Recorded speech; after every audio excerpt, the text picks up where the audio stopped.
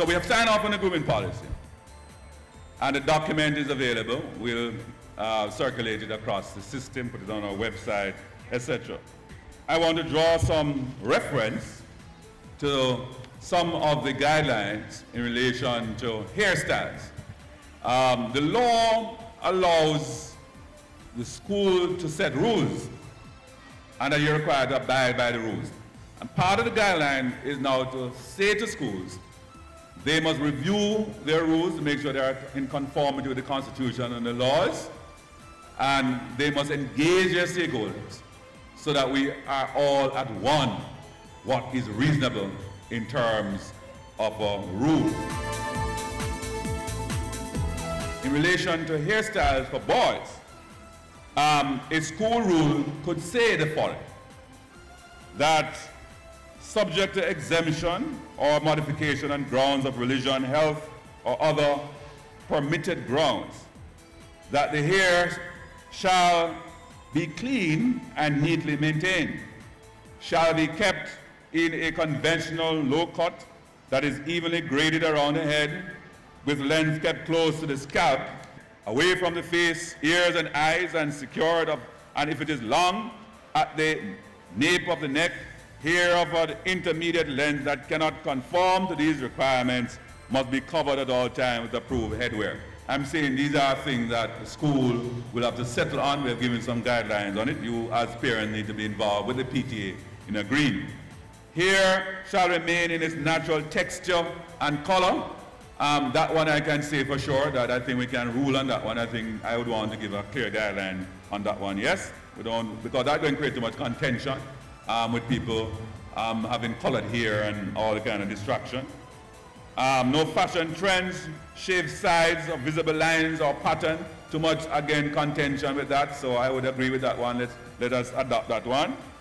No hairstyles affiliated with known gangs or antisocial cliques or groups, yes?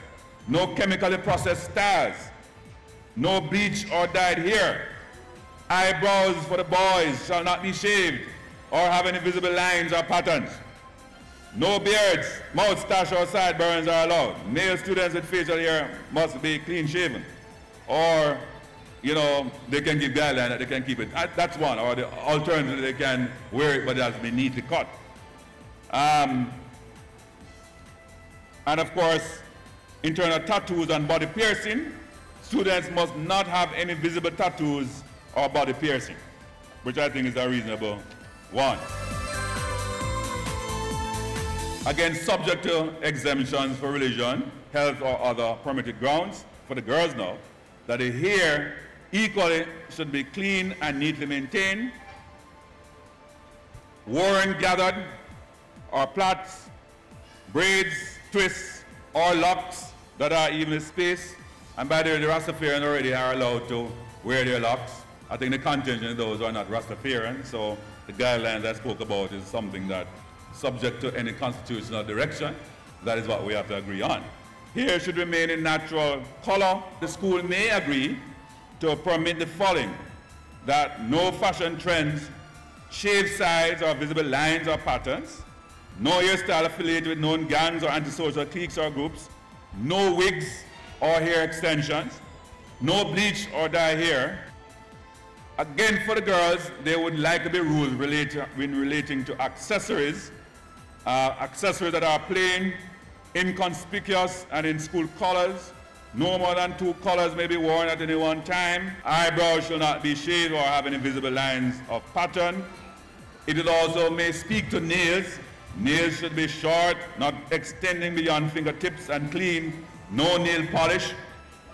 And students should not have any visible tattoos or body piercing except a single piercing in the lower lobe of each ear.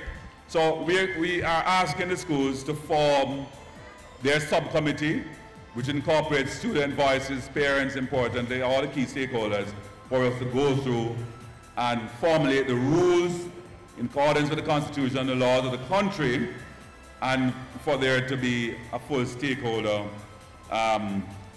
understanding and the knowledge of these rules.